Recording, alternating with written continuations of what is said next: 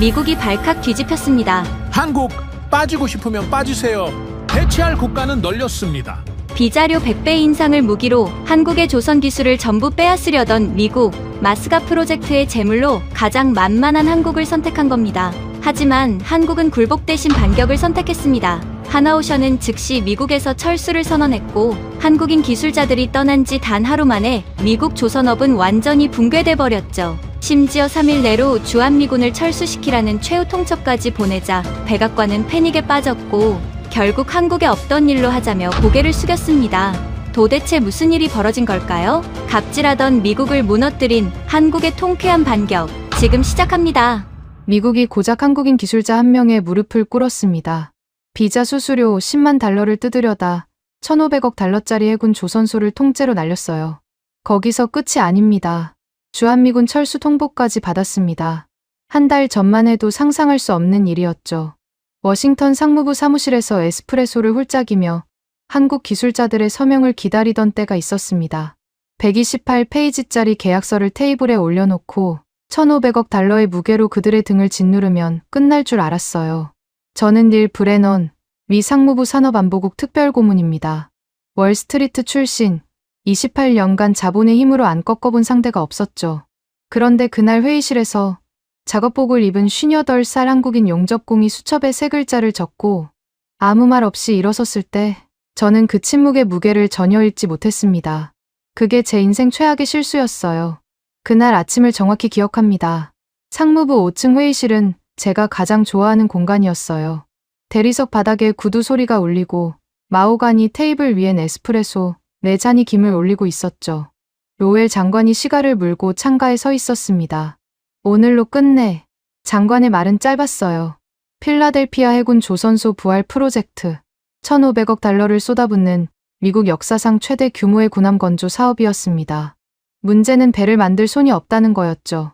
미국의 도크는 녹슬대로 녹슬었고 용접공은 씨가 말랐습니다. 90년대 이후 30년 동안 제조업의 근육을 전부 내다 버렸으니까요. 그래서 한국을 불렀습니다. 하나오션. 세계 1위 조선소의 기술진 42명을 필라델피아로 데려왔어요.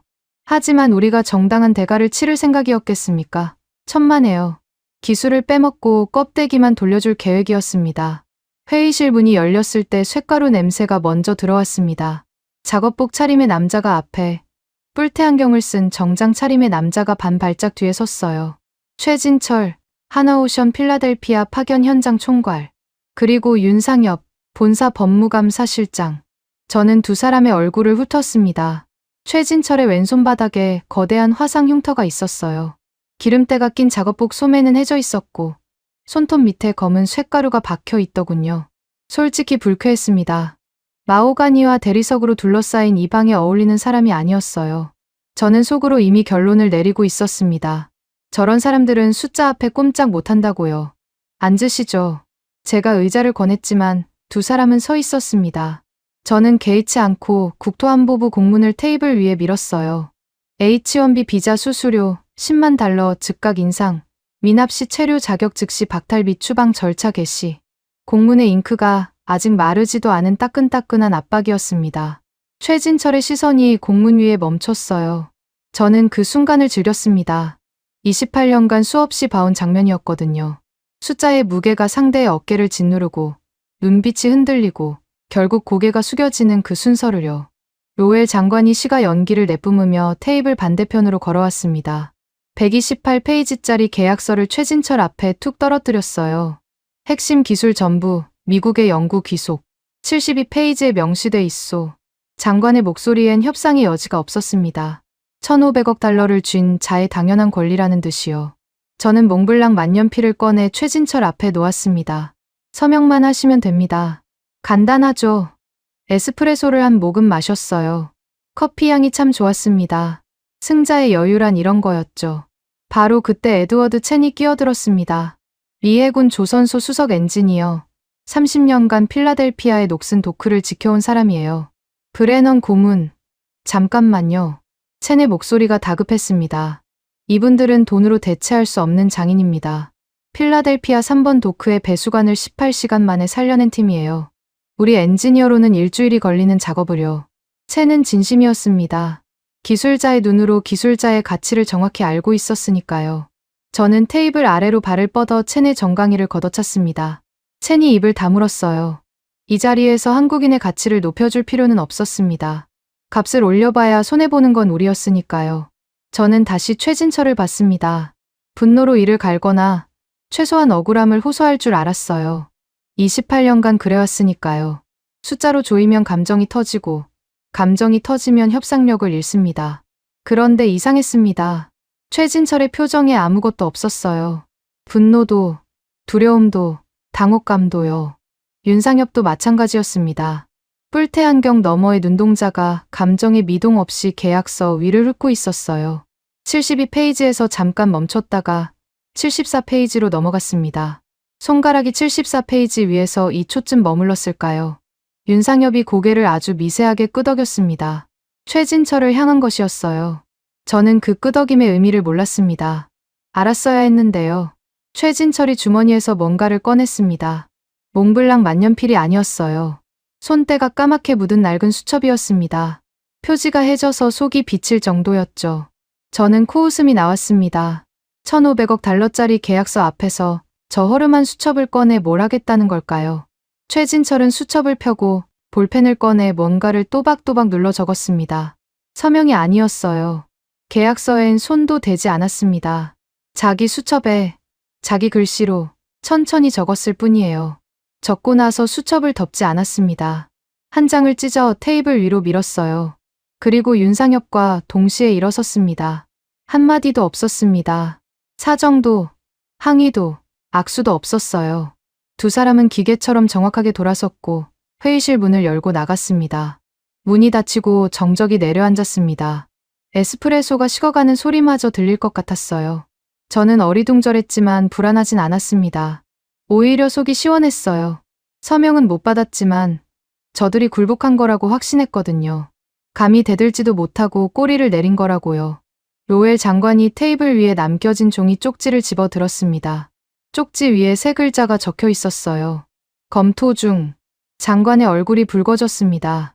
시가를 문이빨이 악물렸고 시가가 두 동강 났어요. 입에서 담배십 조각이 떨어졌습니다. 이게 뭐야? 장관의 목소리가 낮게 깔렸어요. 갑질을 해놓고 완전히 무시당한 겁니다. 회의실을 지배하던 건 우리의 1,500억 달러가 아니라 저 세 글자의 침묵이었어요. 저는 그때 웃었습니다. 검토 중이라니 고작 시간 벌기용 세 글자에 뭘 그리 흥분하느냐고 장관을 달랬죠. 한국인들이 갈 데가 어디 있겠습니까? 비자를 틀어지고 있는 건 우리였고 1,500억 달러의 지갑을 쥔 것도 우리였습니다. 며칠이면 다시 고개를 숙이고 돌아올 거라고 확신했어요. 그 세 글자가 미합 중국을 향한 사형 선고의 첫 줄인 줄도 모르고 저는 그들의 기이한 침묵을 굴복이라 착각했습니다. 최진철의 수첩에서 찢겨 나온 종이 한 장이 이 거대한 제국의 체면을 어떻게 박살내는지 저는 48시간 뒤에야 비로소 깨닫게 됩니다. 필라델피아 해군 조선소에 도착했을 때 저는 승리를 확신하고 있었습니다. 한국인들이 묵묵히 짐을 풀고 일하는 모습을 보면서 검토 중이라는 세 글자는 역시 허세였다고 속으로 비웃었어요. 갈 데가 없으니 순순히 따르는 거라고요. 그런데 현장에서 벌어진 일들은 제 계산과 전혀 다른 방향으로 흘러가고 있었습니다. 42명의 하나오션 팀이 배정받은 숙소는 조선소 외곽에 폐쇄된 컨테이너 블록이었어요. 저는 일부러 그곳을 골랐습니다. 난방이 끊긴 지 2해가 넘었고 벽 안쪽으로 곰팡이가 시커멓게 피어 있었죠. 화장실 배관은 녹물이 흘렀고 창문 틈새로 필라델피아의 칼바람이 쏟아져 들어왔습니다. 기술자 6명이 한 방을 써야 했어요. 일부러 그런 겁니다. 불편해야 빨리 굴복하니까요. 사람을 조이는 데는 서류만 있는 게 아닙니다. 잠을 설치게 하고 몸을 지치게 만들면 정신도 무너져요. 월스트리트에서 배운 기초 중의 기초였습니다. 그런데 한국인들의 반응이 이상했어요. 불평이 없었습니다. 곰팡이 낀 벽을 보고도 인상 한번 찌푸리지 않더군요. 짐을 풀자마자 걸레를 들고 바닥부터 닦기 시작했습니다. 누가 시킨 것도 아닌데 각자 맡은 구역을 나눠서 움직였어요. 군대처럼 정확했습니다. 1시간 만에 컨테이너 안이 달라져 있었죠. 저는 그걸 보면서도 대수롭지 않게 여겼습니다. 청소를 잘한다고 협상력이 생기는 건 아니니까요. 다음 날 아침, 소란이 터졌습니다. 노조위원장 마이크 켈러원이 확성기를 들고 한국팀 숙소 앞에 나타난 거예요. 비자값도 없는 거렁뱅이들이 우리 일자리를 훔치러 왔다. 켈러원의 고함이 조선소 전체에 울렸습니다. 켈러원 뒤로 노조원 30여 명이 몰려와 있었어요. 팔짱을 끼고 서서 한국인들을 노려보고 있었죠. 누군가가 한국팀의 공구함을 발로 찼습니다. 쇠상자가 콘크리트 바닥에 긁히며 날카로운 소리를 냈어요. 저는 사무실 창문 너머로 그 장면을 지켜보고 있었습니다.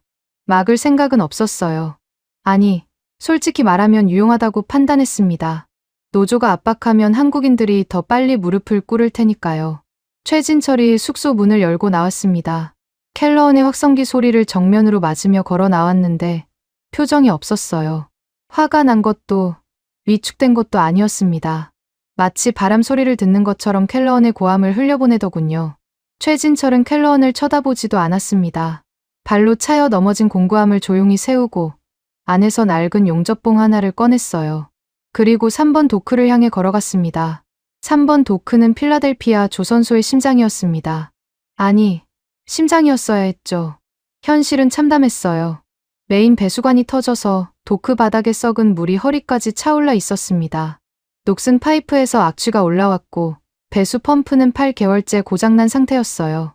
미국 엔지니어 팀이 수리 견적을 올렸는데 최소 일주일에 부품비만 12만 달러라는 보고서가 제 책상 위에 있었습니다. 저는 그 보고서를 보면서도 크게 신경 쓰지 않았어요. 어차피 한국 기술진이 와서 해결할 문제라고 생각했으니까요. 공짜로요. 최진철이 3번 도크에 들어서는 걸 에드워드 첸이 뒤따라갔습니다. 첸이 나중에 제게 한 말이 아직도 귀에 박혀 있어요. 브레넌 고문, 내가 30년간 조선소에서 본 것 중 가장 무서운 장면이었습니다. 최진철은 썩은 물이 허벅지까지 차오르는 도크 안으로 망설임 없이 걸어 들어갔습니다. 낡은 용접봉 하나, 렌치 2개, 그게 전부였어요. 작업 매뉴얼도 펴지 않았습니다. 터진 배수관 앞에 쪼그려 앉더니 파이프 접합부를 손가락으로 더듬었어요. 화상 흉터가 있는 왼손으로요. 그리고 용접을 시작했습니다. 첸의 표현을 빌리자면 신이 내린 솜씨였습니다. 1mm의 오차도 없이 용접 비드가 파이프를 감았어요. 불꽃이 튀는 각도, 봉을 기울이는 속도, 전부 교과서에 없는 동작이었습니다. 30년 된 몸에 새겨진 감각으로만 가능한 작업이었죠. 최진철 혼자가 아니었어요. 신호도 없이 하나오션 기술자들이 하나둘 도크로 내려왔습니다. 각자의 위치를 찾아가는데 3분도 걸리지 않았어요. 배관공은 배관을, 전기공은 배전반을, 용접공은 하부 구조물을 동시에 잡았습니다. 18시간이 지났을 때 도크의 배수 펌프가 굉음을 내며 살아났습니다. 썩은 물이 빨려나가기 시작했어요. 2시간 뒤 도크 바닥이 드러났고 멈춰있던 겐트리 크레인이 모터 소리를 울리며 다시 돌아갔습니다. 미국 팀이 일주일 걸린다고 했던 작업을 18시간 만에 끝내버린 겁니다. 부품비 12만 달러짜리 견적서는 휴지 조각이 됐어요. 최진철의 팀은 기존 부품을 살려서 수리했으니까요. 저는 CCTV 화면으로 그 장면을 보면서 처음으로 뭔가 불편한 감정을 느꼈습니다. 불편했지만 인정하고 싶지 않았어요. 저들이 잘하면 잘할수록 빨리 기술을 문서화해서 뽑아내야 한다는 생각만 강해졌습니다. 저는 곧바로 3번 도크로 내려갔습니다. 최진철의 작업복은 썩은 물과 쇳가루로 범벅이 되어 있었어요. 저는 넥타이를 매만지며 말했습니다. 인상적이군요. 비용은 우리가 대납해 줄 테니 지금 하신 작업을 매뉴얼로 문서화해 주십시오. 내일까지요. 최진철이 고개를 들었습니다. 저를 봤어요. 정확히는 저를 관통해서 뒤쪽 벽을 보는 것 같았습니다. 아무 대답이 없었어요. 최진철은 렌치를 공구함에 넣고 뚜껑을 닫았습니다. 그리고 등을 돌려 숙소 쪽으로 걸어갔어요. 저는 허공에 말을 던진 사람이 되어 도크에 서 있었습니다. 모욕이었죠. 상무부 특별고문을 투명 인간 취급하다니요. 그런데 이상하게도 화를 내기 전에 등골이 서늘해지는 느낌이 먼저 왔습니다. 최진철의 등에서 굴복의 기색이라곤 먼지만큼도 보이지 않았거든요. 밤이 됐습니다. 저는 사무실에서 CCTV를 확인했어요. 한국팀 숙소의 불이 아직 켜져 있었습니다. 밤 11시가 넘었는데도요. 저는 속으로 만족했습니다. 잔업을 하는 거라고 생각했거든요. 낮에 도크를 살렸으니 밤에는 추가 작업에 매달리는 거라고요. 열심히 일하는 건 좋은 징조였습니다. 지치면 결국 조건을 받아들일 테니까요. 하지만 저 불빛 아래서 실제로 무슨 일이 벌어지고 있었는지 저는 까맣게 몰랐습니다. 윤상엽은 숙소 구석에서 암호화 통신으로 본사와 교신하고 있었습니다. 계약서 74페이지. 미국 측의 일방적 운영 환경 훼손 시 위약금 없이 즉각 철수가 가능하다는 조항이었어요. 브레넌이, 아니 제가 직접 몽블랑 만년필로 서명한 그 74페이지를요. 윤상엽은 그 조항을 완벽한 법리적 무기로 벼리고 있었습니다. 동시에 서울의 청와대 안보실과 한라인을 연결했어요. 비자 수수료 강제 인상과 기술 강탈 시도를 자국민에 대한 주권 침해로 규정하고 국가 단위의 대응을 요청한 겁니다. 일개 기업의 노사 분쟁이 아니라 대한민국 국민 42명의 생존권이 걸린 외교 사안으로 격상시킨 거였죠. 기술자들도 잠을 자는 게 아니었습니다. 각자의 노트북 앞에 앉아 조선소, 서버에 연결된 자신들의 작업 코드를 역으로 묶어버리는 작업을 조용히 수행하고 있었어요. 단순한 비밀번호 변경이 아니었습니다. 알고리즘 자체를 원천 암호화해서 한국 기술진 없이는 시스템의 숨통 자체가 끊어지도록 만드는 작업이었죠. 한 땀 한 땀 정밀하게요. 최진철은 방 한쪽에서 수첩을 펴고 타임라인을 기록하고 있었습니다. 분 단위로 짜인 철수 동선이 빼곡히 적혀 있었어요. 숙소에서 공항까지, 공항에서 서울까지 모든 경로가 계산되어 있었습니다. 저는 CCTV의 흐릿한 화면을 보며 잔업이라고 판단했지만 실제로 그 불빛 아래서는 미합 중국의 1,500억 달러짜리 심장을 멈출 준비가 착착 진행되고 있었습니다. 도크의 심장은 다시 뛰기 시작했지만 그 심장 박동기를 쥔 자가 누구인지 저는 끝내 보지 못했습니다. 18시간 만에 죽은 도크를 살려낸 손이 그 도크를 영원히 멈출 수 있는 손이기도 하다는 사실을요. 저는 에스프레소를 한 잔 더 내리며 내일의 승리를 그리고 있었습니다. 한국인들은 결국 서명할 거라고, 갈 데가 없으니까요. 제 오만함은 그날 밤 정점을 찍었습니다. 필라델피아 해군 조선소에 도착했을 때 저는 승리를 확신하고 있었습니다. 한국인들이 묵묵히 짐을 풀고 일하는 모습을 보면서 검토 중이라는 세 글자는 역시 허세였다고 속으로 비웃었어요. 갈 데가 없으니 순순히 따르는 거라고요. 그런데 현장에서 벌어진 일들은 제 계산과 전혀 다른 방향으로 흘러가고 있었습니다. 42명의 하나오션 팀이 배정받은 숙소는 조선소 외곽에 폐쇄된 컨테이너 블록이었어요. 저는 일부러 그곳을 골랐습니다. 난방이 끊긴 지 2해가 넘었고 벽 안쪽으로 곰팡이가 시커멓게 피어 있었죠. 화장실 배관은 녹물이 흘렀고 창문 틈새로 필라델피아의 칼바람이 쏟아져 들어왔습니다. 기술자 6명이 한 방을 써야 했어요. 일부러 그런 겁니다. 불편해야 빨리 굴복하니까요. 사람을 조이는 데는 서류만 있는 게 아닙니다. 잠을 설치게 하고 몸을 지치게 만들면 정신도 무너져요. 월스트리트에서 배운 기초 중에 기초였습니다. 그런데 한국인들의 반응이 이상했어요. 불평이 없었습니다. 곰팡이 낀 벽을 보고도 인상 한번 찌푸리지 않더군요. 짐을 풀자마자 걸레를 들고 바닥부터 닦기 시작했습니다. 누가 시킨 것도 아닌데 각자 맡은 구역을 나눠서 움직였어요. 군대처럼 정확했습니다. 1시간 만에 컨테이너 안이 달라져 있었죠. 저는 그걸 보면서도 대수롭지 않게 여겼습니다. 청소를 잘한다고 협상력이 생기는 건 아니니까요. 다음 날 아침, 소란이 터졌습니다. 노조위원장 마이크 켈러언이 확성기를 들고 한국팀 숙소 앞에 나타난 거예요. 비자값도 없는 거렁뱅이들이 우리 일자리를 훔치러 왔다. 켈러언의 고함이 조선소 전체에 울렸습니다. 켈러언 뒤로 노조원 30여 명이 몰려와 있었어요. 팔짱을 끼고 서서 한국인들을 노려보고 있었죠. 누군가가 한국팀의 공고함을 발로 찼습니다.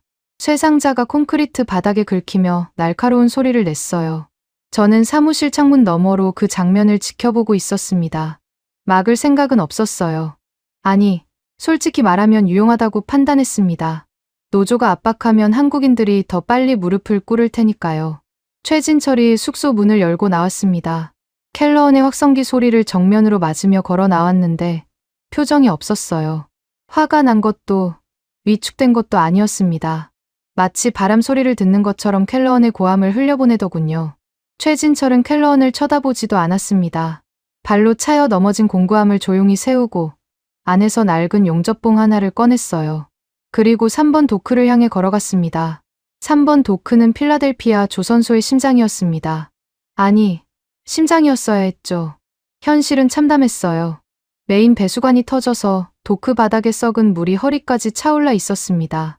녹슨 파이프에서 악취가 올라왔고 배수 펌프는 8개월째 고장난 상태였어요. 미국 엔지니어 팀이 수리 견적을 올렸는데 최소 일주일에 부품비만 12만 달러라는 보고서가 제 책상 위에 있었습니다. 저는 그 보고서를 보면서도 크게 신경 쓰지 않았어요. 어차피 한국 기술진이 와서 해결할 문제라고 생각했으니까요. 공짜로요. 최진철이 3번 도크에 들어서는 걸 에드워드 첸이 뒤따라갔습니다. 첸이 나중에 제게 한 말이 아직도 귀에 박혀 있어요. 브레넌 고문.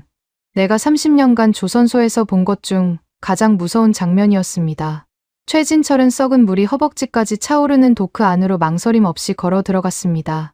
낡은 용접봉 하나, 렌치 2개, 그게 전부였어요. 작업 매뉴얼도 펴지 않았습니다. 터진 배수관 앞에 쪼그려 앉더니 파이프 접합부를 손가락으로 더듬었어요. 화상 흉터가 있는 왼손으로요. 그리고 용접을 시작했습니다. 첸의 표현을 빌리자면 신이 내린 솜씨였습니다. 1mm의 오차도 없이 용접 비드가 파이프를 감았어요. 불꽃이 튀는 각도, 봉을 기울이는 속도, 전부 교과서에 없는 동작이었습니다. 30년 된 몸에 새겨진 감각으로만 가능한 작업이었죠. 최진철 혼자가 아니었어요. 신호도 없이 하나오션 기술자들이 하나둘 도크로 내려왔습니다. 각자의 위치를 찾아가는데 3분도 걸리지 않았어요. 배관공은 배관을, 전기공은 배전반을, 용접공은 하부 구조물을 동시에 잡았습니다. 18시간이 지났을 때 도크의 배수 펌프가 굉음을 내며 살아났습니다. 썩은 물이 빨려나가기 시작했어요. 2시간 뒤 도크 바닥이 드러났고 멈춰있던 겐트리 크레인이 모터 소리를 울리며 다시 돌아갔습니다. 미국 팀이 일주일 걸린다고 했던 작업을 18시간 만에 끝내버린 겁니다. 부품비 12만 달러짜리 견적서는 휴지 조각이 됐어요. 최진철의 팀은 기존 부품을 살려서 수리했으니까요. 저는 CCTV 화면으로 그 장면을 보면서 처음으로 뭔가 불편한 감정을 느꼈습니다. 불편했지만 인정하고 싶지 않았어요. 저들이 잘하면 잘할수록 빨리 기술을 문서화해서 뽑아내야 한다는 생각만 강해졌습니다. 저는 곧바로 3번 도크로 내려갔습니다. 최진철의 작업복은 썩은 물과 쇳가루로 범벅이 되어 있었어요. 저는 넥타이를 매만지며 말했습니다. 인상적이군요. 비용은 우리가 대납해 줄 테니 지금 하신 작업을 매뉴얼로 문서화해 주십시오. 내일까지요. 최진철이 고개를 들었습니다. 저를 봤어요. 정확히는 저를 관통해서 뒤쪽 벽을 보는 것 같았습니다. 아무 대답이 없었어요. 최진철은 렌치를 공구함에 넣고 뚜껑을 닫았습니다. 그리고 등을 돌려 숙소 쪽으로 걸어갔어요. 저는 허공에 말을 던진 사람이 되어 도크에 서 있었습니다. 모욕이었죠. 상무부 특별고문을 투명 인간 취급하다니요. 그런데 이상하게도 화를 내기 전에 등골이 서늘해지는 느낌이 먼저 왔습니다. 최진철의 등에서 굴복의 기색이라곤 먼지만큼도 보이지 않았거든요. 밤이 됐습니다. 저는 사무실에서 CCTV를 확인했어요. 한국팀 숙소의 불이 아직 켜져 있었습니다. 밤 11시가 넘었는데도요. 저는 속으로 만족했습니다. 잔업을 하는 거라고 생각했거든요. 낮에 도크를 살렸으니 밤에는 추가 작업에 매달리는 거라고요. 열심히 일하는 건 좋은 징조였습니다. 지치면 결국 조건을 받아들일 테니까요. 하지만 저 불빛 아래서 실제로 무슨 일이 벌어지고 있었는지 저는 까맣게 몰랐습니다. 윤상엽은 숙소 구석에서 암호화 통신으로 본사와 교신하고 있었습니다. 계약서 74페이지. 미국 측의 일방적 운영 환경 훼손 시 위약금 없이 즉각 철수가 가능하다는 조항이었어요. 브레넌이, 아니 제가 직접 몽블랑 만년필로 서명한 그 74페이지를요. 윤상엽은 그 조항을 완벽한 법리적 무기로 벼리고 있었습니다. 동시에 서울의 청와대 안보실과 한라인을 연결했어요. 비자 수수료 강제 인상과 기술 강탈 시도를 자국민에 대한 주권 침해로 규정하고 국가 단위의 대응을 요청한 겁니다. 일개 기업의 노사 분쟁이 아니라 대한민국 국민 42명의 생존권이 걸린 외교 사안으로 격상시킨 거였죠. 기술자들도 잠을 자는 게 아니었습니다. 각자의 노트북 앞에 앉아 조선소, 서버에 연결된 자신들의 작업 코드를 역으로 묶어버리는 작업을 조용히 수행하고 있었어요. 단순한 비밀번호 변경이 아니었습니다. 알고리즘 자체를 원천 암호화해서 한국 기술진 없이는 시스템의 숨통 자체가 끊어지도록 만드는 작업이었죠. 한 땀 한 땀 정밀하게요. 최진철은 방 한쪽에서 수첩을 펴고 타임라인을 기록하고 있었습니다. 분 단위로 짜인 철수 동선이 빼곡히 적혀 있었어요. 숙소에서 공항까지, 공항에서 서울까지 모든 경로가 계산되어 있었습니다. 저는 CCTV의 흐릿한 화면을 보며 잔업이라고 판단했지만 실제로 그 불빛 아래서는 미합중국의 1,500억 달러짜리 심장을 멈출 준비가 착착 진행되고 있었습니다. 도크의 심장은 다시 뛰기 시작했지만 그 심장 박동기를 쥔 자가 누구인지 저는 끝내 보지 못했습니다. 18시간 만에 죽은 도크를 살려낸 손이 그 도크를 영원히 멈출 수 있는 손이기도 하다는 사실을요. 저는 에스프레소를 한 잔 더 내리며 내일의 승리를 그리고 있었습니다. 한국인들은 결국 서명할 거라고 갈 데가 없으니까요. 제 오만함은 그날 밤 정점을 찍었습니다. 이틀 뒤 아침이었습니다. 저는 사무실에서 여느 때처럼 이메일을 확인하고 있었어요. 로웰 장관에게 올릴 주간 보고서를 다듬는 중이었죠. 한국팀이 3번 도크를 정상화한 건 보고서에 넣되 기술 이전 압박을 강화해야 한다는 내용을 추가하고 있었습니다. 그때 사무실 복도에서 소란이 들렸어요. 경호원의 목소리가 먼저였습니다. 신분 확인 없이는 못 들어갑니다. 그 말이 끝나기도 전에 문이 벌컥 열렸습니다. 최진철이 먼저 들어왔어요. 작업복 차림이었습니다. 뒤따라 윤상엽이 정장에 서류 가방을 들고 들어섰죠. 경호원이 최진철의 팔을 잡으려 했지만 최진철은 그 손을 뿌리치지도 쳐내지도 않았습니다. 그냥 걸었어요. 경호원의 손이 닿기 전에 이미 2발짝 앞에 가 있었습니다. 마치 문 앞에 아무도 서 있지 않은 것처럼요. 저는 의자에서 반쯤 일어서다 말았습니다. 예고 없는 방문이었어요. 약속 없이 상무부 특별고문의 사무실에 들이닥치다니 무례한 것도 정도가 있었습니다. 저는 즉시 계산을 했어요. 이틀간 아무 연락이 없었으니 결국 서명하러 온 거라고요. 검토 중이라는 세 글자는 체면치레였고 현실 앞에 무릎을 꿇은 겁니다. 그렇게 판단한 순간 여유가 돌아왔습니다. 저는 일부러 느긋하게 다시 의자에 앉았어요. 서열의 우위를 보여줘야 했거든요. 잠깐 기다리세요. 통화 중입니다. 통화 중이 아니었습니다. 수화기를 들고 빈 회선에 대고 혼잣말을 했어요. 9분을 끌었습니다. 최진철과 윤상엽은 문 밖에서 서 있었습니다. 9분 동안 단 한마디의 항의도 없었어요. 그 침묵이 오히려 제 신경을 건드렸지만 저는 애써 무시했습니다. 9분 뒤 문을 열어줬습니다. 어서 오시죠. 에스프레소 한잔 하시겠습니까? 제가 잔을 내밀었어요. 두 사람은 잔을 쳐다보지 않았습니다. 거들먹거리는 제 호의를 완벽하게 무시한 거였죠. 최진철은 제 눈도 마주치지 않았어요. 두 사람은 곧장 책상을 향해 걸어왔습니다. 에스프레소 잔이 제 손에 들린 채 허공에 떠 있었어요. 저는 그제야 뭔가 이상하다는 걸 감지했습니다. 서명하러 온 사람의 걸음걸이가 아니었거든요. 구걸하러 온 사람의 눈빛은 더더욱 아니었습니다. 윤상엽이 가죽 서류 가방의 잠금 장치를 열었습니다. 소리가 사무실 안에 또렷하게 울렸어요. 안에서 A4 용지 한 장을 꺼냈습니다. 딱 한 장이었어요. 128페이지짜리 계약서를 던졌던 우리와 달리 단 한 장이었습니다. 윤상엽은 그 종이를 제 책상 정중앙에 내려놓았어요. 놓는 게 아니라 꽂아 넣는다는 표현이 정확했습니다. 손끝의 흔들림이 일절 없었어요. 종이 위에 붉은 법인 인감이 찍혀 있었습니다. 하나오션의 공식 문서였죠. 제목을 읽는데 3초가 걸렸습니다. 운영환경훼손에 따른 철수 예고 통보서. 입가에 띄우고 있던 여유로운 미소가 굳어지는 걸 느꼈어요. 스스로 제어할 수 없었습니다. 철수 예고라니요. 서명하러 온 게 아니었습니다. 통보하러 온 거였어요. 저는 재빨리 내용을 훑었습니다. 3가지 요구 사항이 적혀 있었어요. 첫째, H1B 비자 수수료, 부당 인상 즉각 철회. 둘째, 기초 계약서 72페이지 핵심 기술 연구, 귀속 독소 조항 전면 폐기. 셋째, 48시간 이내 미국 정부의 공식 서면 답변. 3가지 요구가 충족되지 않을 경우 하나오션 파견 인력 42명은 즉각 전면 철수한다는 내용이 마지막 줄에 박혀 있었습니다. 심장이 한 박자 건너뛴 건 인정합니다. 하지만 저는 곧바로 분노로 전환했어요. 일개 한국 기업이 미합중국 정부에 요구 사항을 들이밀었다는 사실 자체가 모욕이었습니다. 이게 무슨 짓입니까? 제 목소리가 올라갔어요. 일개 기업이 미국 정부에 감히 요구를 해? 저는 책상을 짚고 일어섰습니다. 위압감을 줘야 했어요.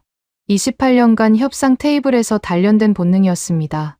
목소리를 높이고 체격의 우위를 이용해 상대를 내려다보는 거죠. 윤상엽이 입을 열었습니다. 목소리 톤이 일절 변하지 않았어요. 회의실에서 처음 만났을 때와 정확히 같은 톤이었습니다. 요구가 아닙니다. 브레넌 고문. 기초계약서 74페이지에 명시된 절차에 따른 통보입니다. 74페이지. 그 번호를 듣는 순간 뒷목이 뻣뻣해졌습니다. 저도 계약서에 서명한 사람이었지만 솔직히 128페이지를 한 줄 한 줄 다 읽지는 않았어요. 72페이지의 기술 귀속 조항만 확인하고 나머지는 법무팀에 맡겼습니다. 74페이지에 뭐가 있었는지 즉시 떠오르지 않았어요. 그게 제 두 번째 실수였습니다. 윤상엽이 한 발짝 물러섰습니다. 할 말을 다 했다는 뜻이었죠. 그 빈자리를 최진철이 채웠어요. 최진철은 왼쪽 손목에 찬 시계를 들어 올렸습니다. 고급 시계가 아니었어요. 숫자판이 긁히고 가죽 밴드가 해진 낡은 시계였습니다. 최진철이 시계를 손가락으로 툭툭 쳤어요. 2번이었습니다. 남은 시간은 48시간입니다. 그게 전부였어요. 목소리에 감정이 없었습니다. 협박도, 분노도, 호소도 아니었어요. 시간을 알려주는 것뿐이었습니다. 마치 공장에서 마감 시간을 고지하는 것처럼 사무적이었죠. 그런데 그 사무적인 어조가 오히려 등골을 타고 내려왔습니다. 진짜 떠날 사람의 목소리였거든요. 두 사람이 돌아섰습니다. 올 때와 마찬가지로 한마디 인사도 없었어요. 저는 그 등 뒤를 향해 소리를 질렀습니다. 위약금이 무섭지 않습니까? 제 목소리가 사무실 벽에 부딪혀 올렸어요. 최진철이 멈췄습니다. 고개를 돌릴 줄 알았는데 돌리지 않았어요. 2초쯤 정지했다가 다시 걸어 나갔습니다. 문이 닫혔어요. 그 2초의 정지가 대답이었습니다. 무섭지 않다는 뜻이었어요. 위약금 따위는 안중에도 없다는 뜻이었습니다. 사무실에 혼자 남았습니다. 에스프레소가 식어 있었어요. 책상 정중앙에 붉은 인감이 찍힌 통보서가 놓여 있었습니다. 저는 그 종이를 집어들었어요. 다시 읽었습니다. 세 번째 읽을 때 손가락 끝이 미세하게 떨리는 걸 느꼈습니다. 인정하고 싶지 않았지만 이건 허풍이 아니었어요. 법인 인감이 찍힌 공식 문서였고 근거 조항까지 명시되어 있었습니다. 저는 급히 서랍에서 계약서 원본을 꺼냈어요. 74페이지를 펼쳤습니다. 미국 측의 일방적 운영 환경 훼손이 확인될 경우 파견 측은 위약금 없이 즉각 철수할 권리를 보유한다. 제 몽블랑 만년필 서명이 바로 그 조항 아래에 있었습니다. 심장이 쿵 내려앉았어요. 비자 수수료 기습 인상, 기술 연구 귀속 강요. 이것들이 전부 일방적 운영 환경 훼손에 해당한다는 거였습니다. 우리가 스스로 만들어 놓은 조항이 우리가 스스로 발동시킨 겁니다. 제가 서명한 계약서가 제 목을 조르고 있었어요. 하지만 저는 아직 포기하지 않았습니다. 미합 중국 정부가 한국 기업 하나에 밀릴 수는 없었어요. 48시간이면 충분했습니다. 비자를 틀어지고 있는 건 여전히 우리였고 국토안보부를 동원하면 출국 자체를 막을 수 있었으니까요. 기술이 아무리 대단해도 여권을 압수하면 끝이라고 생각했습니다. 저는 즉시 로엘 장관에게 전화를 걸었어요. 장관의 반응은 예상대로였습니다. 저것들이 미쳤군. 겁 좀 줘. 48시간 안에 무릎 꿇게 만들어. 장관의 시가 냄새가 수화기 너머로 풍기는 것 같았습니다. 저는 힘을 얻었어요. 장관의 뒷배만 있으면 어떤 한국 기업이든 짓뭉갤 수 있었으니까요. 1,500억 달러의 무게, 미국 국토안보부의 권한, 그리고 세계 최강국이라는 간판. 이 세 가지면 48시간은커녕 24시간이면 저들이 다시 기어올 거라고 확신했습니다. 내 책상 위에 남겨진 붉은 인감 문서는 48시간짜리 시한폭탄의 카운트다운을 알리고 있었습니다. 저는 그 폭탄을 해체할 수 있다고 믿었어요. 미국이니까요. 세상에 미국이 못 꺾는 상대는 없다고 28년간 한 번도 의심해 본 적 없는 그 확신을 붙잡고 있었습니다. 에드워드 첸이 복도에서 마주쳤을 때 한마디 했어요. 고문, 저 사람들은 진심입니다. 허세가 아니에요. 저는 첸의 어깨를 툭 치며 웃었습니다. 진심이면 뭐 어떻습니까? 여긴 미국이에요. 그 말이 제 입에서 나온 마지막 허세였습니다. 48시간의 시계가 째깍거리기 시작하자 로엘 장관이 움직였습니다. 장관은 저를 상무부 집무실로 불렀어요. 시가 연기가 자욱한 방 안에서 장관이 내놓은 작전은 이랬습니다. 비자 수수료를 3년 분할 대출로 깎아주는 척해. 이자 1%. 겉으로는 양보한 것처럼 보이지만 실제로는 3년간 묶어두는 거야. 장관의 입꼬리가 올라갔어요. 자신의 꼼수에 스스로 감탄하는 표정이었습니다. 놈들이 물면 기술 이전은 기정사실이 되고 안 물면 우리가 양보했다는 명분이 생겨. 어느 쪽이든 우리가 이기는 판이야. 저도 그 계산이 그럴듯하다고 생각했습니다. 당근을 흔들면 굶주린 쪽이 먼저 손을 뻗는 법이니까요. 저는 곧바로 최진철에게 전화를 걸었어요. 신호음이 3번 울렸습니다. 최진철이 받았어요. 저는 최대한 관대한 목소리를 만들었습니다. 최 총괄, 우리도 상황을 재검토했습니다. 비자 수수료권은 3년 분할 대출로 조정할 용의가 있어요. 이자도 1%로 낮추겠습니다. 합리적인 제안이라고 생각하지 않습니까? 27초였습니다. 전화가 끊어지기까지 걸린 시간이요. 최진철은 단 한마디도 하지 않았어요. 제 제안을 듣고 끄는 건지 아니면 제 목소리를 확인하자마자 끄는 건지도 알 수 없었습니다. 저는 다시 걸었어요. 통화 중이었습니다. 3번째 시도에서 수신 거부 안내 메시지가 흘러나왔습니다. 4번째도 같았어요. 5번째도요. 최진철이 제 번호를 완전히 차단해버린 겁니다. 상무부 대표 번호로 걸어도 마찬가지였어요. 하나오션 측의 모든 회선이 먹통이었습니다. 수화기를 내려놓았을 때 손바닥에 땀이 배어 있었습니다. 저는 그 땀을 바지에 문질러 닦으며 스스로를 다독였어요. 전화를 안 받는 건 겁을 먹은 거라고, 대출 제안을 내부에서 검토하느라 바쁜 거라고요. 하지만 27초라는 숫자가 머릿속에서 떠나지 않았습니다. 27초면 제 첫 문장이 채 끝나기도 전이었어요. 듣지도 않고 끊었다는 뜻이었습니다. 제안 자체를 검토할 가치가 없다고 판단한 거였죠. 로웰 장관에게 보고하자 장관의 얼굴이 일그러졌습니다. 직접 가. 눈앞에서 종이를 들이밀어. 전화로 될 일이 아니야. 장관의 목소리가 날카로웠어요. 시가를 씹듯 깨물고 있었습니다. 저는 차를 타고 필라델피아로 향했어요. 2시간 반 거리였습니다. 운전하는 내내 머릿속으로 시나리오를 짰어요. 대출 제안을 다시 들이밀되 거부하면 국토안보부의 출국 금지 명령과 자산 동결을 경고한다. 미합 중국 영토에서 미국 정부의 허가 없이는 한 발짝도 움직일 수 없다는 걸 각인시키는 거였습니다. 여권을 틀어주면 끝이에요. 아무리 기술이 대단해도 공항 게이트를 통과하지 못하면 소용없으니까요. 조선소 정문을 지나 컨테이너 숙소 앞에 차를 세웠습니다. 문을 두드렸어요. 응답이 없었습니다. 3번 더 두드렸어요. 안에서 발소리가 들렸고 문이 열렸습니다. 최진철이 서 있었어요. 작업복 차림이 아니었습니다. 깨끗한 남색 점퍼를 입고 있었어요.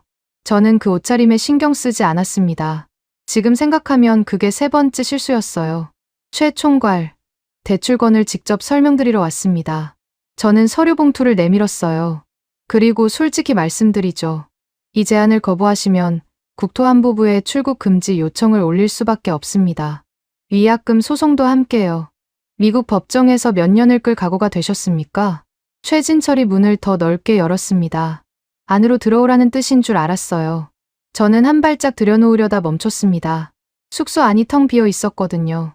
이틀 전까지 2층 침대와 개인 짐으로 빼곡했던 공간에 아무것도 없었습니다. 침대 위에 이불도, 세면대 위에 칫솔도, 벽에 걸려있던 수건도요. 바닥은 물걸레로 닦은 듯 반들거렸어요. 곰팡이 냄새 대신 세제 냄새가 났습니다.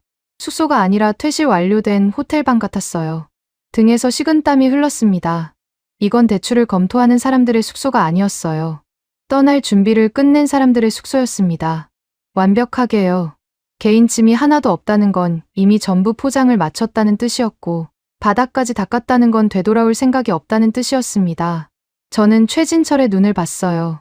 최진철도 저를 봤습니다. 정면으로, 빤히요. 이번에는 투명 인간 취급이 아니었어요. 제 존재를 확실히 인식하고 있었습니다. 다만 그 눈에 담긴 건 분노도 경멸도 아니었어요. 아무것도 없었습니다. 이미 끝난 일을 바라보는 사람의 눈이었죠. 최진철이 방 구석에 놓인 자신의 공구함 앞으로 걸어갔습니다. 30년 된 낡은 쇠상자였어요. 모서리가 찌그러지고 표면에 용접 불꽃 자국이 점점이 박혀 있었습니다. 최진철은 공구함 뚜껑을 천천히 닫았어요. 그리고 주머니에서 자물쇠를 꺼내 고리에 걸었습니다. 철컥. 그 소리가 컨테이너 안에서 울렸습니다. 작은 소리였어요. 자물쇠 하나 채우는 소리가 뭐 대수겠습니까? 그런데 그 소리가 끝나기도 전에 옆방에서 같은 소리가 들렸습니다. 철컥. 그 다음 방에서도요. 철컥. 복도 건너편에서도 들렸습니다. 철컥, 철컥, 철컥. 42개의 자물쇠가 차례로 잠기는 소리가 컨테이너 블록 전체를 타고 울렸어요. 누가 신호를 보낸 것도 아니었습니다. 아니, 최진철의 첫 번째 철컥이 신호였던 겁니다. 42명 전원이 침묵 속에서 동시에 움직였어요. 다리에 힘이 풀리는 걸 느꼈습니다. 가지런히 정렬된 42개의 다친 공구함이 복도를 따라 한 줄로 늘어서 있었어요. 하나도 빠짐없이 자물쇠가 채워져 있었습니다. 그 광경이 무엇을 의미하는지 본능적으로 알았습니다. 1,500억 달러짜리 도크를 이미 버렸다는 선언이었어요. 돈으로 환산할 수 없는 30년의 기술이 저 공구함 안에 잠겨 있었고 그 열쇠는 오직 저들의 주머니에만 있었습니다. 저는 마지막 카드를 꺼냈어요. 출국 금지를 내리겠습니다. 국토안보부에 이미 연락했어요. 제 목소리가 떨렸는지 안 떨렸는지 스스로도 모르겠습니다. 최진철은 대답하지 않았어요.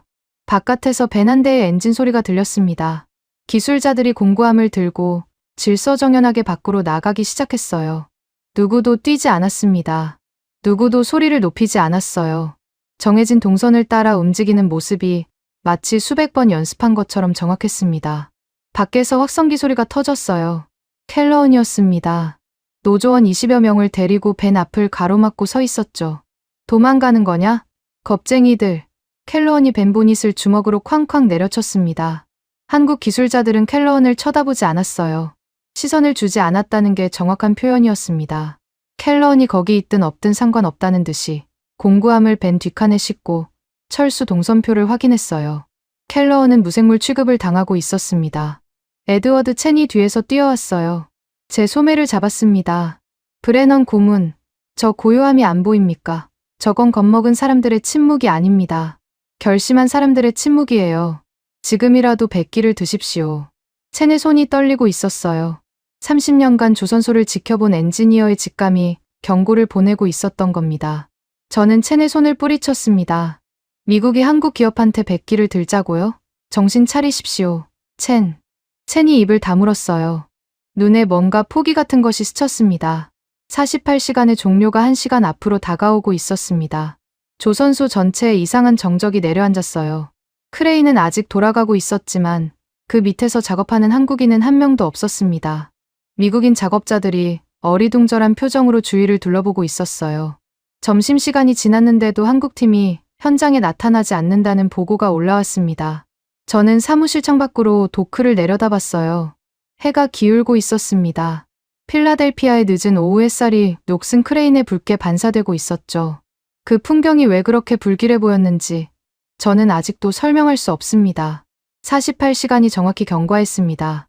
한 초의 오차도 없었어요. 저는 상무부 워싱턴 본부 회의실에 있었습니다. 로웰 장관이 급히 소집한 긴급 대책 회의였어요. 장관은 시가도 물지 않은 채 테이블 상석에 앉아 있었습니다.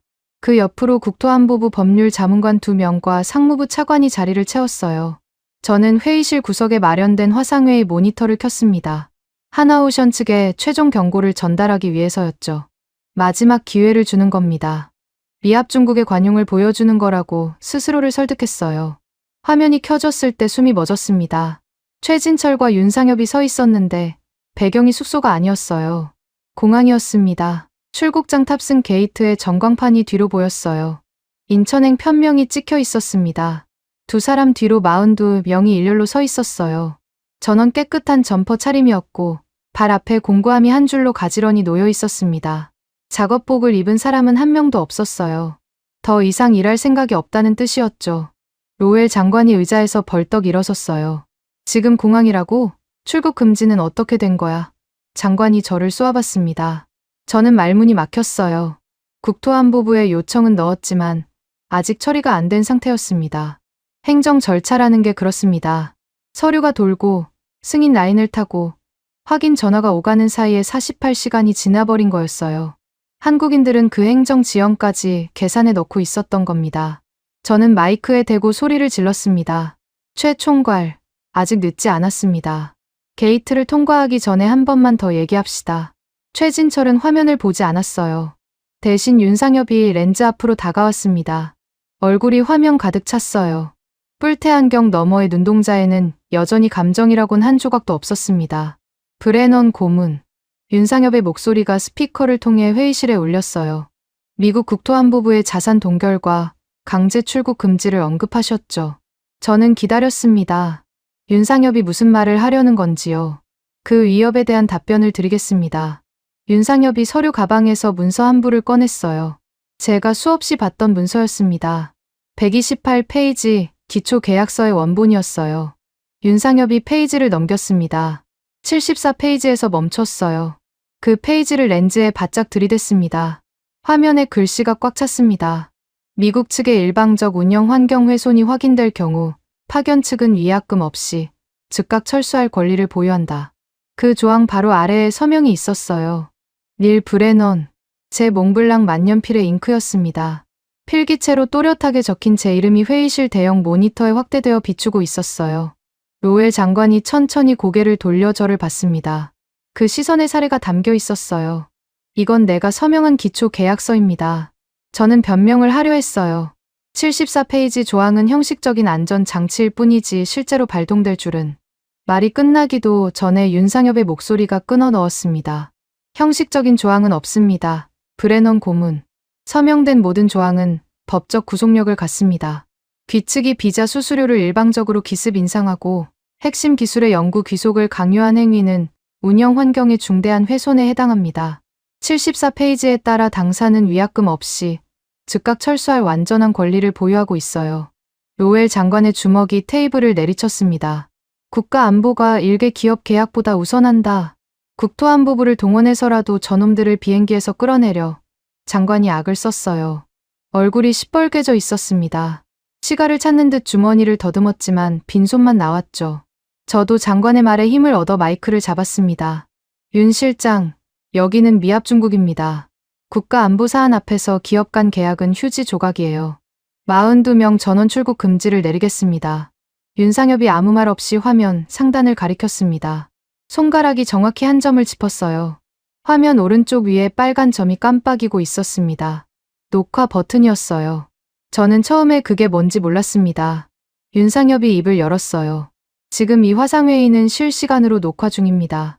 동시에 런던, 제네바, 서울의 글로벌 로펌 3곳과 국제인권단체 2곳에 라이브 전송되고 있습니다.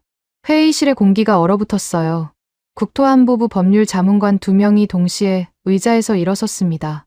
장관님, 이건 즉각 중단해야 합니다. 국제법 위반 소지가. 로웰 장관이 자문관을 손으로 제지했어요. 하지만 장관의 손이 떨리고 있었습니다. 미국 정부가 외국인 기술자의 자유로운 출국을 무력으로 저지하겠다는 발언이 현재 기록되고 있습니다. 윤상엽의 목소리에는 경고의 톤조차 없었어요. 사실을 읽어주는 것뿐이었습니다. 이 기록은 국제노동기구와 유엔 인권이사회에 공식 제출될 예정입니다. 저는 입을 다물었어요. 아무 말도 할 수 없었습니다. 카메라 앞에서 불법 억류를 명령한 제 얼굴과 목소리가 전 세계 로펌에 전송되고 있다는 현실이 뒤통수를 때렸거든요. 바로 그 순간이었습니다. 회의실 벽면의 서브 모니터가 갑자기 켜졌어요. CNN 긴급 속보였습니다. 빨간 자막이 화면 하단을 가로지르고 있었죠. 저는 자막을 읽었어요. 눈을 의심했습니다. 다시 읽었어요. 세 번째 읽었을 때 무릎에서 힘이 빠지는 걸 느꼈습니다. 대한민국 국방부 대변인이 브리핑대 앞에 서 있었어요. 대한민국 정부는 미합중국 정부의 자국 기술진에 대한 일련의 행위를 국가적 불법 억류 시도로 간주합니다. 대변인의 목소리는 단호했어요. 원고를 읽는 게 아니라 선전포고를 하는 어조였습니다. 이에 따라 첫째, 한미 방위비 분담금 협상은 오늘부로 전면 백지화합니다. 둘째, 대한민국 정부는 주한 미군 전원의 72시간 내 철수를 공식 통보합니다. 회의실이 무너지는 줄 알았어요. 로웰 장관이 비명을 질렀습니다. 진짜 비명이었어요. 의자가 뒤로 밀리면서 장관의 몸이 기울어졌고 팔꿈치가 테이블 모서리를 스치며 바닥에 주저앉았습니다. 미쳤어. 미쳤어. 미쳤어. 장관이 중얼거렸어요. 시가 10만 달러 비자 수수료로 한국의 기술을 삥 뜯으려다 태평양 동맹 구조 전체를 폭파시킨 겁니다. 주한미군 2만 8천 명의 철수. 방위비 협상 백지화. 한반도에서 미군이 빠지면 중국과 북한 앞에 서태평양 방어선에 구멍이 뚫린다는 건 초등학생도 아는 상식이었어요. 고작 비자 수수료 삥 뜯으려다 제국의 태평양 전략이 통째로 날아가는 현실이 눈앞에서 펼쳐지고 있었습니다. 윤상엽의 목소리가 스피커를 통해 마지막으로 울렸습니다. 당사는 지금부로 전면 철수를 집행합니다. 그 한마디가 끝이었어요. 화면이 꺼졌습니다.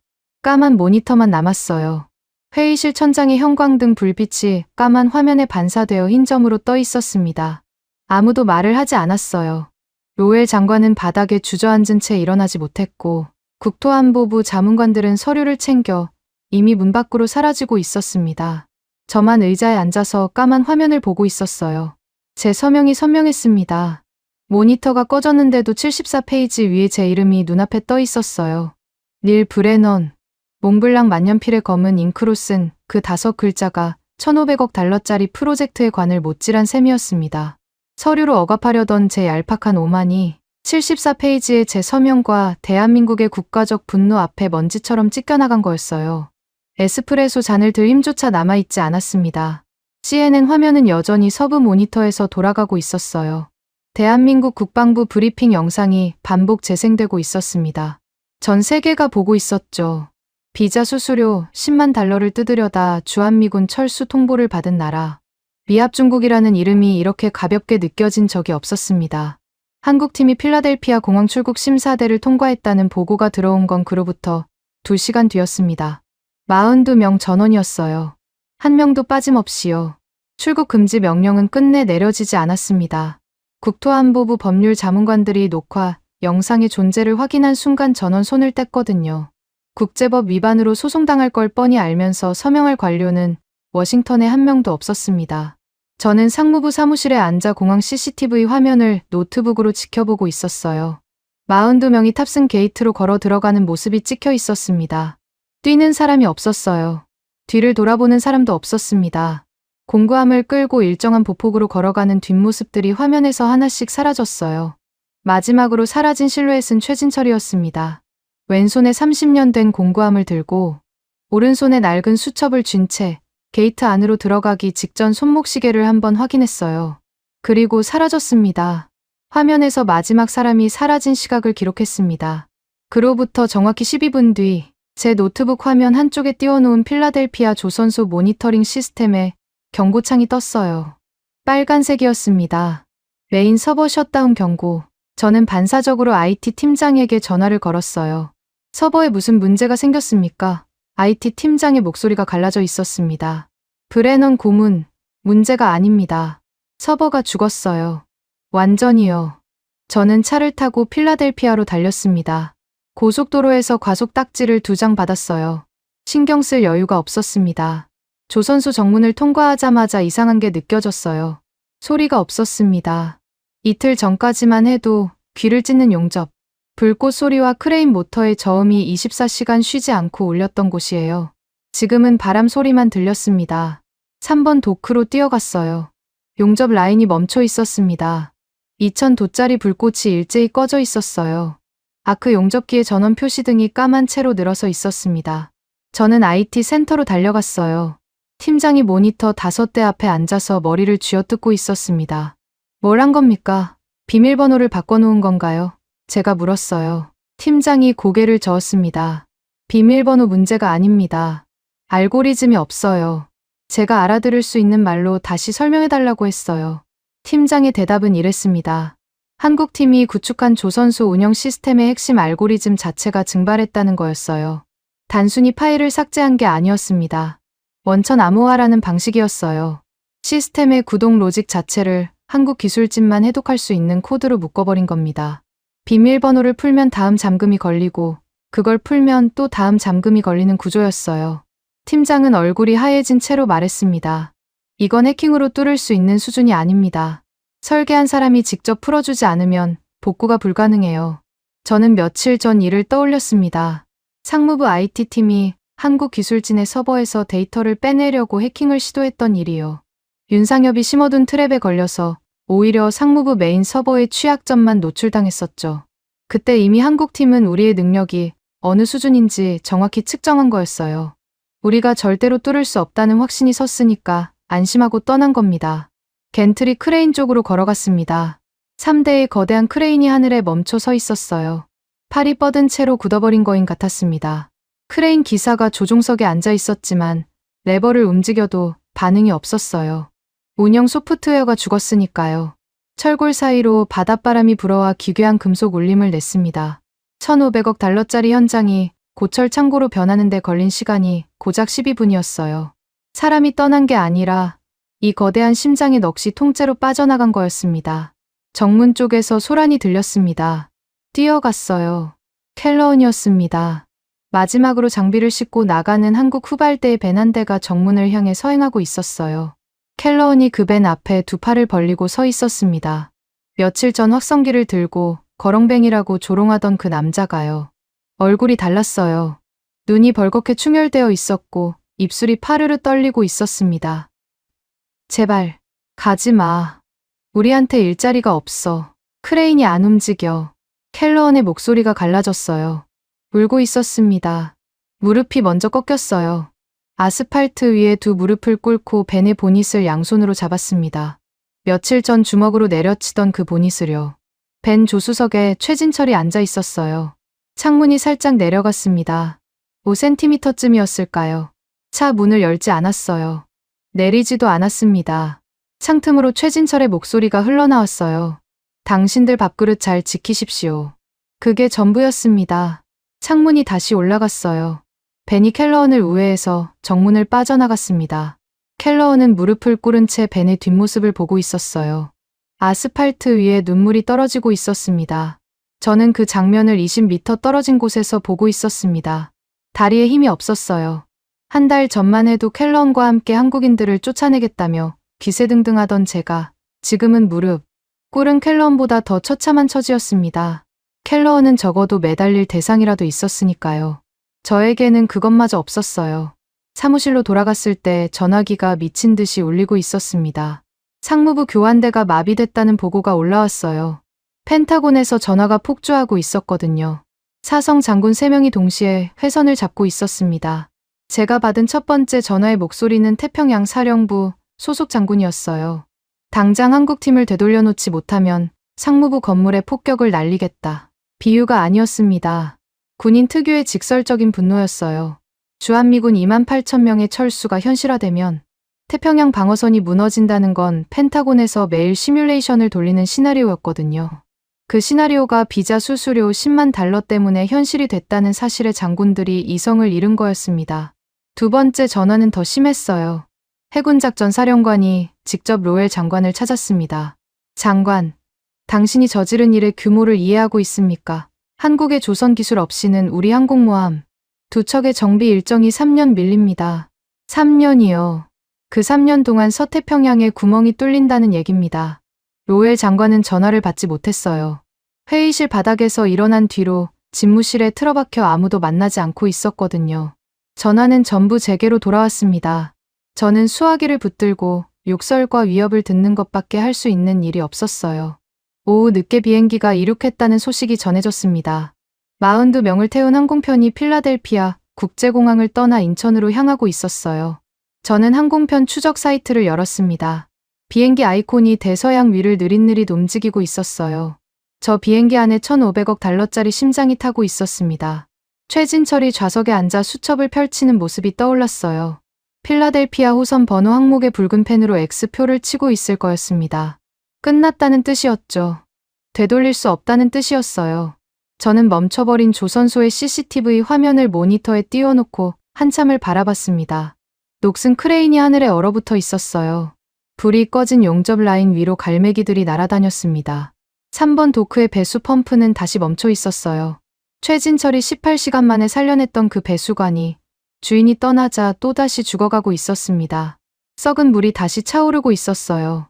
도크 바닥이 물속으로 잠기는 CCTV 화면을 보면서 저는 의자 등받이에 기대 눈을 감았습니다. 에스프레소를 마실 기분이 아니었어요. 몽블랑 만년필이 주머니에서 묵직하게 눌렸습니다. 그 펜으로 서명했던 74페이지가 떠올랐어요. 오늘 하루 동안 제가 파괴한 것들의 목록이 머릿속에서 줄줄이 나열됐습니다. 1,500억 달러짜리 프로젝트, 주한미군 동맹, 미국 조선업의 미래, 전부 제 서명 한 줄에서 시작된 일이었어요. 다음 날 아침, 제 세계가 완전히 뒤집어졌습니다. 블룸버그 속보가 먼저였어요. 저는 사무실 소파에서 눈을 떴습니다. 밤새 집에 가지 못했거든요. 구겨진 셔츠에서 어제의 땀 냄새가 났어요. 모니터를 켜자마자 레이첼 헤이즈의 얼굴이 화면 가득 찼습니다. 블룸버그 산업경제부 수석 기자. 열흘 전 제가 직접 초청한 사람이었어요. 레이첼을 부른 건 로웰 장관의 아이디어였습니다. 한국 기술진이 필라델피아 조선소를 되살리는 과정을 취재하게 해서 미국 조선업의 화려한 부활을 전 세계에 선전하겠다는 거였죠. 저는 레이첼에게 최고급 호텔과 전용 차량, 조선소 전 구역 출입 패스까지 제공했어요. 블룸버그 기자를 이렇게 대접하면 우호적인 기사가 나올 거라고 계산했습니다.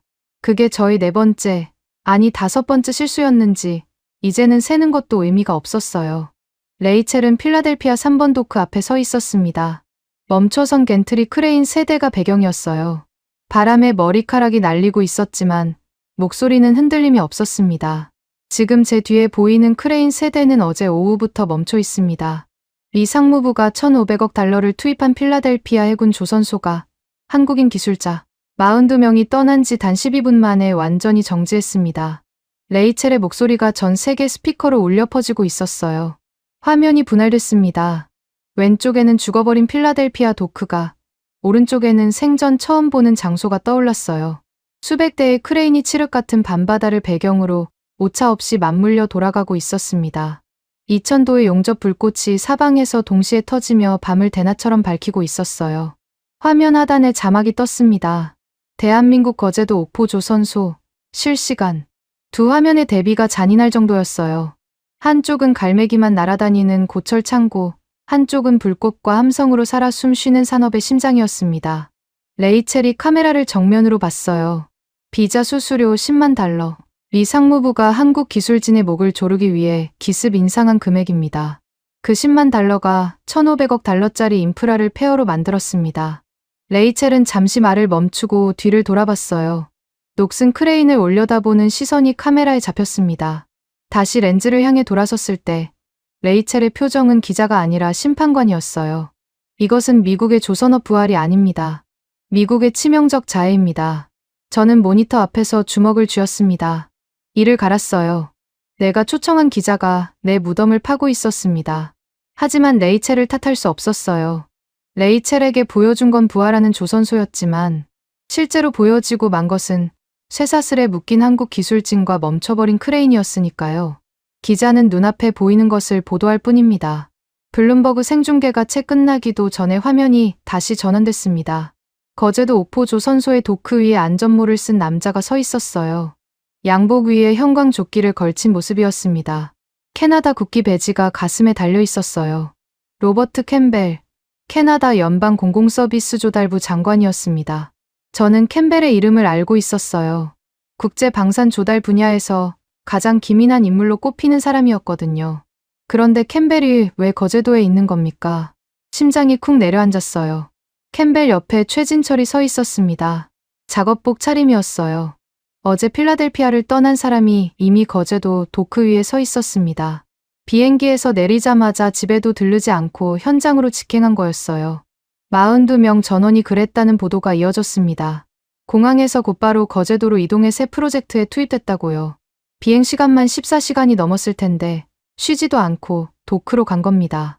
저는 그 대목에서 이상한 감정을 느꼈어요. 분노도 아니고 경멸도 아닌 말로 표현하기 어려운 뭔가가 목구멍에서 올라왔습니다. 캠벨 장관이 마이크를 잡았어요. 불꽃이 튀는 도크를 배경으로 말했습니다. 오늘 캐나다 연방정부는 하나오션과 60조 원 규모의 순찰 잠수함 전면 건조 계약을 체결합니다. 숫자가 귀를 때렸어요. 60조 원. 미국이 제시한 1,500억 달러짜리 종속 계약과는 차원이 달랐습니다. 종속이 아니라 현금 베팅이었어요. 캠벨이 최진철과 나란히 서서 계약서에 서명하는 장면이 카메라에 잡혔습니다. 최진철의 왼손에 화상 흉터가 선명했어요. 캠벨이 그 손을 두 손으로 감싸 악수했습니다. 미국에서는 한 번도 받지 못했던 예우였죠. 캠벨이 카메라를 향해 돌아섰어요. 한 가지 더 말씀드리겠습니다. 캐나다 의회는 오늘자로 특별법을 통과시켰습니다. 미국을 포함한 어떤 국가의 불법적 외교 간섭으로부터 이 계약을 원천 차단하는 법안입니다. 저는 손톱이 손바닥에 박히는 줄도 몰랐어요. 미국이 개입할 여지를 법적으로 짓밟아버린 겁니다. 아무리 펜타곤이 압력을 넣어도 캐나다 의회법 앞에서는 손쓸 방법이 없었어요. 캠벨이 마지막 한마디를 던졌습니다. 그 문장이 전 세계 뉴스 헤드라인에 박혔어요. 미국이 제 손으로 걷어찬 세계 최고의 팀을 우리는 돈이 아닌 존중으로 모셨습니다. 존중. 그 단어가 제 가슴에 대모처럼 박혔어요. 저는 한국 기술진에게 곰팡이 핀 컨테이너 숙소를 배정하고 비자 수수료로 목을 조르고 기술을 통째로 강탈하려 했습니다. 캐나다는 장관이 직접 거제도까지 날아가 안전모를 쓰고 도크에 섰어요. 같은 사람들을 대하는 두 나라의 차이가 카메라 앞에 적나라하게 드러난 거였습니다. 소식은 거기서 끝나지 않았어요. 오후에 또 한 발의 폭탄이 떨어졌습니다.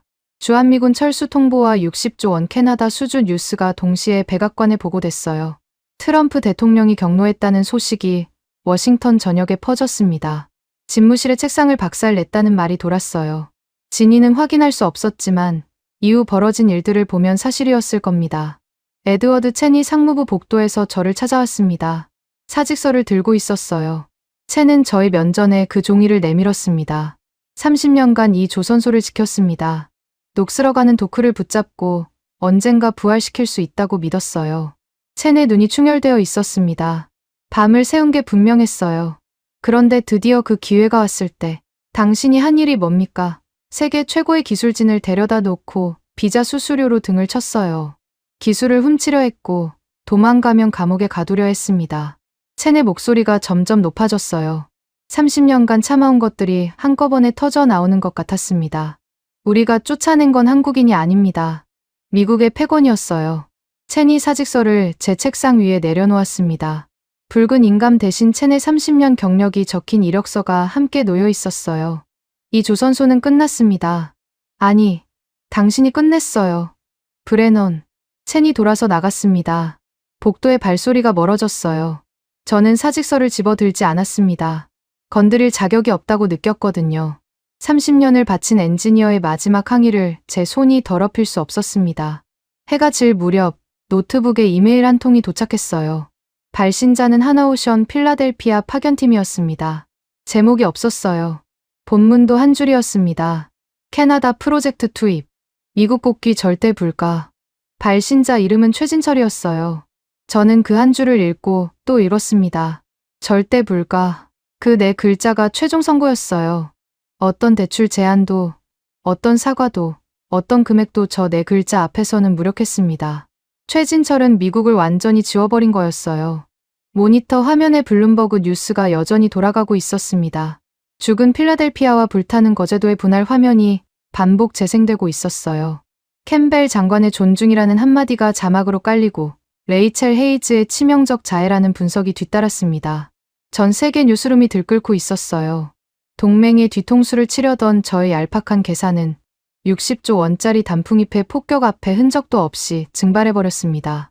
로엘 장관의 전화도, 펜타곤의 쌍욕도, 첸의 사직서도 전부 제가 자초한 것이었어요. 몽블랑 만년필을 주머니에서 꺼냈습니다. 이 펜으로 74페이지에 서명했던 그날이 떠올랐어요. 자신만만하게 잉크를 긋던 그 손이 지금은 떨리고 있었습니다. 워싱턴의 아침은 평소와 달랐습니다. 의사당 앞에 중계차 28대가 늘어서 있었어요. 미 의회 긴급 청문회가 열리는 날이었습니다. 필라델피아 해군 조선소 사태에 대한 책임 추궁이 목적이었죠. 저는 증인석에 앉아 있었어요. 로엘 장관이 제 오른쪽에 앉아 있었습니다. 넥타이를 매지 않은 로엘 장관의 모습을 처음 봤어요. 시가도 물고 있지 않았습니다. 손가락이 테이블 위에서 미세하게 떨리고 있었죠. 저와 눈을 마주치지 않았어요. 한 달 전만 해도 제 등을 두드리며 오늘로 끝내라고 말하던 사람이었습니다. 청문회장의 의원 12명이 자리를 채웠어요. 위원장이 개회를 선언하자 방청석의 웅성거림이 잦아들었습니다. 카메라 셔터 소리만 간헐적으로 터졌어요. 위원장이 첫 질문을 던지기도 전에 로엘 장관이 마이크를 잡았습니다. 저는 그 순간까지도 장관이 자신의 책임을 인정할 거라고 생각했어요. 비자 수수료 인상을 지시한 건 장관이었고 기술 귀속 조항을 넣으라고 명령한 것도 장관이었으니까요. 저는 실행했을 뿐이라는 변명이라도 할 수 있다고 믿었습니다. 위원장님, 본 사태의 전모를 말씀드리겠습니다. 로엘 장관의 목소리가 회의장에 울렸어요. 떨림이 사라져 있었습니다.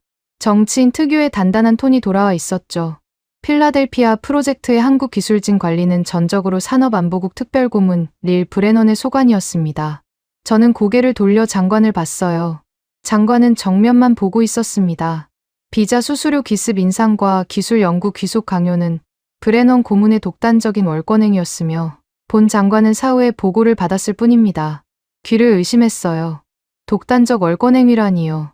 장관의 집무실에서 시가 연기를 뿜으며 직접 지시했던 사람이 저 말을 하고 있었습니다. 3년 분할 대출 꼼수를 고안한 것도 장관이었고 놈들 무릎 꿇게 만들라고 악을 쓴 것도 장관이었어요. 저는 마이크를 잡으려 했습니다. 반박해야 했어요. 하지만 손이 마이크에 닿기 전에 로웰 장관이 먼저 말을 이었습니다.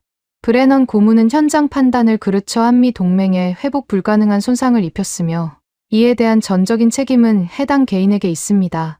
꼬리 자르기였어요. 교과서적인 워싱턴식 생존 전략이었습니다. 윗선은 깨끗하게 빠지고 실무자가 모든 짐을 짊어지는 구조요. 저는 28년간 그 구조의 수혜자였습니다. 다른 사람의 꼬리를 잘라본 적은 있지만 제가 잘리는 꼬리가 될 줄은 몰랐어요. 방청석에서 웅성거림이 다시 커졌습니다. 카메라가 제 얼굴로 몰려들었어요. 로웰 장관의 입에서 나온 제 이름이 내일 아침 모든 신문의 헤드라인에 박힐 거라는 걸 알았습니다. 저는 입을 열려 했어요. 진실을 말하겠다고, 지시한 사람이 누구인지 밝히겠다고 결심했습니다. 그런데 바로 그 순간 위원장의 보좌관이 허겁지겁 단상으로 뛰어올라왔어요. 위원장의 귀에 뭔가를 속삭였습니다. 위원장의 표정이 굳었어요. 보좌관이 태블릿 화면을 보여줬고 위원장이 고개를 끄덕였습니다. 위원장이 마이크를 잡았어요. 잠시 정회합니다. 회의장이 술렁였습니다. 정회가 아니라 폭풍이 오고 있다는 건 분위기로 알 수 있었어요. 3분 뒤 위원장이 다시 마이크를 잡았습니다. 방금 백악관으로부터 긴급 통보를 수령했습니다. 회의장이 숨을 죽였어요. 대통령은 본 사태의 심각성을 감안하여 상무부 장관 토머스 로웰과 산업안보국 특별고문 닐 브레넌 양인에 대한 즉각 해임을 지시했습니다. 해당 인사 명령은 이미 발효되었습니다. 로웰 장관이 의자에서 굳어버렸습니다. 입이 반쯤 벌어진 채로요. 꼬리 자르기를 시도했는데 꼬리가 아니라 머리 통째 잘려나간 거였어요. 대통령이 청문회 도중에 해임 통보를 날린 겁니다. 저도 동시에 잘렸지만 그건 이미 예상하고 있었어요. 오히려 로웰 장관의 얼굴이 하얗게 질려가는 모습을 보는 게 유일한 위안이었습니다. 비열한 위안이었지만요. 보좌관이 제 앞에 태블릿을 내밀었어요. 해임 통보 이메일이 떠 있었습니다. 미합 중국 상무부 인사국 발신. 본인은 즉시 모든 보안 권한이 박탈되며 사무실 내 개인 물품은 48시간 이내에 수거하십시오.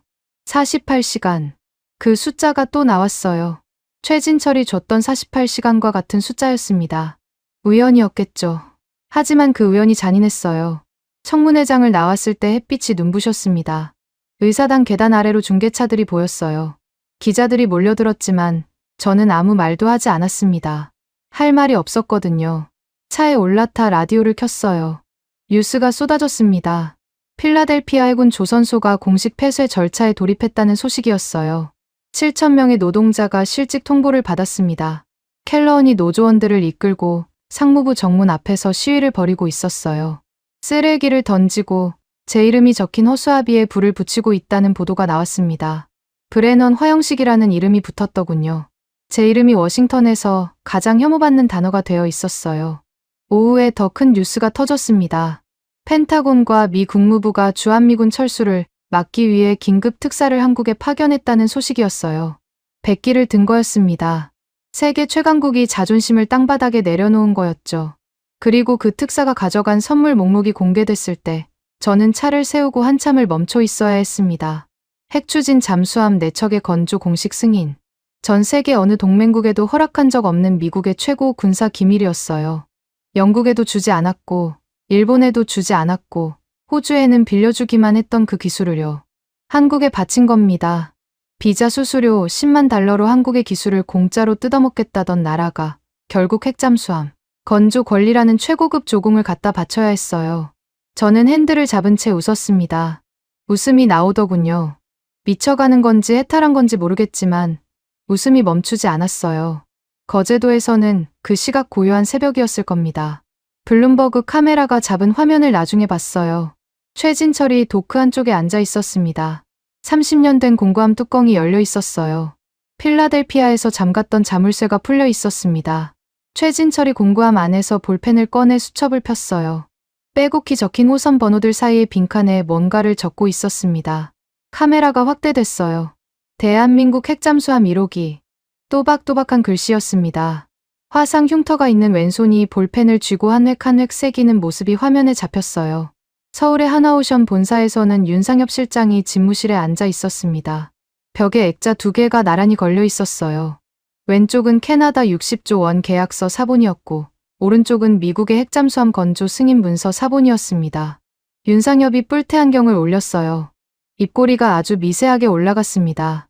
그 차가운 미소가 카메라에 잡혔고 그 장면이 블룸버그 특집 다큐멘터리의 마지막 컷이 됐습니다. 저는 그 영상을 해임 통보를 받은 다음 날 비워야 할 사무실에서 봤어요. 몽블랑 만년필을 서랍에서 꺼내 한참을 들여다봤습니다. 이 펜으로 74페이지에 서명했던 그날, 저는 세상에 돈으로 못 살 기술은 없다고 확신했었죠.